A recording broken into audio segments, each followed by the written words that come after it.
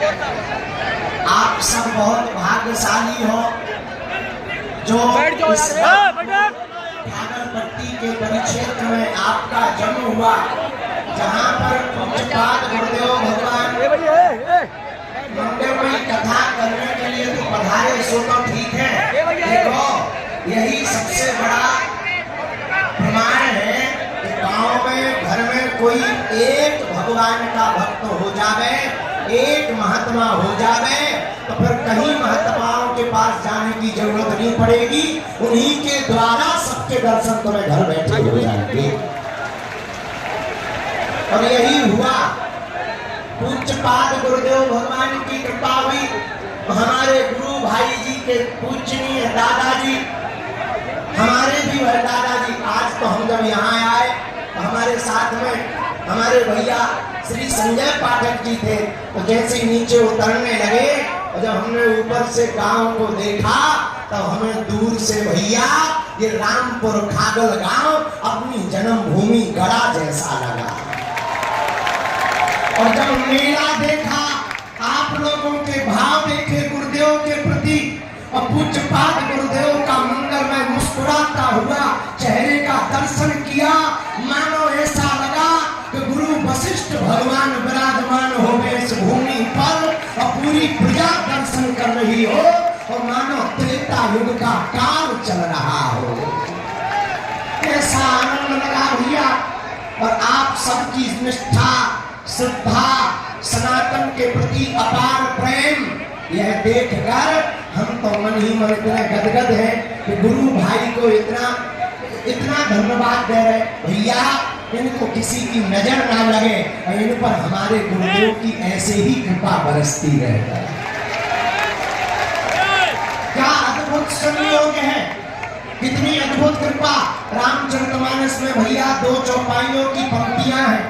एक है पुण्य पुंज बिनु मिलहि न संता, दूसरी पंक्ति है बिनु हरि कृपा मिलहि नहीं संता।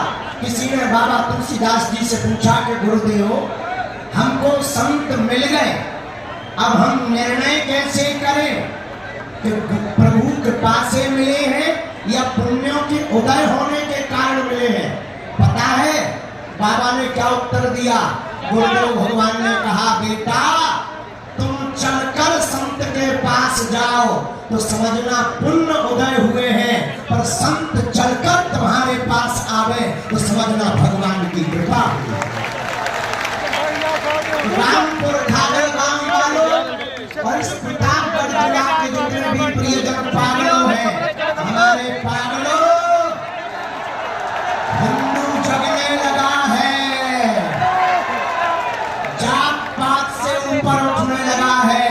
अब परम पूज्यपाद गुरुदेव भगवान के संरक्षण की छत्र छाया में भारत के सब महात्मा एक मंच पर खड़े होकर के ललकार रहे हैं कि अब धर्म विरोधियों की गठरी बांधी जाएगी। इसी का परिणाम है कि आज रामपुर खागल में हम सबको एक जगह बैठे हुए सभी संतों के दर्शन हो रहे हैं। आप लोग भी वहीं से हाथ जोड़ो और नमो राघवाय, अरे जोर से तो बोलो, नमो राघवाय।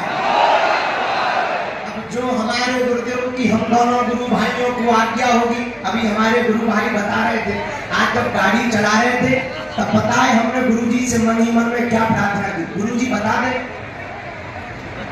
हमने ये प्रार्थना की कि जैसी आज गाड़ी चलाते समय हमारे गुरु भाई मुस्कुरा रहे थे, हमारे सभी गुरु भाइयों की ये गाड़ी जिंदगी की ऐसे ही चलाते रहे और इनकी गाड़ी की स्टीयरिंग आपके चरणों तक ले जाओ, ऐसी गाड़ी चलावे कि हम सब गुरु भाइयों की स्टीयरिंग जिंदगी की गाड़ी आपके चरणों तक पहुंच जावे। हम सबका सौभाग्य है ऐसे पूज्यपाद गुरुदेव भगवान की कृपा और हमारे गुरु भाई के पूजनीय दादाजी के पुण्य स्मरण में गुरुजी कथा सुना रहे।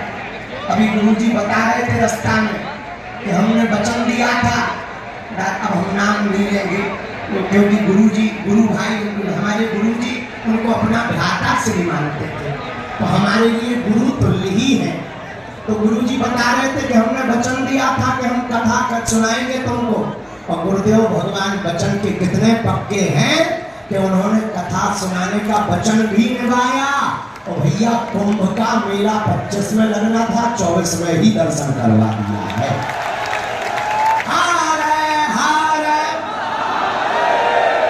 ज्यादा बोलेंगे तो गुरुजी नाराज होंगे, गुरुजी को कथा भी सुनानी है, हमको भी जाना है। एक बात अंतिम बोल दे, तुम्हें जल्दी तो नहीं है भैया?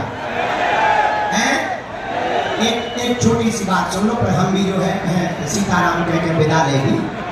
सुनो, एक पहलवान आदमी हमारे पास आया, हमने उसे एक लकड़ी दी, हमने कहा भैया तोड़ दो, उसने तोड़ दी।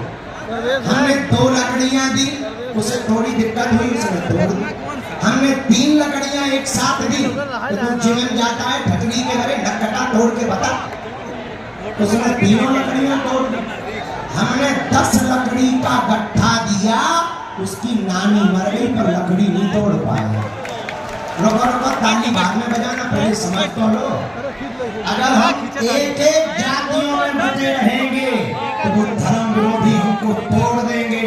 हम 2-2 लोग रहेंगे तो हम लोगों को तोड़ देंगे।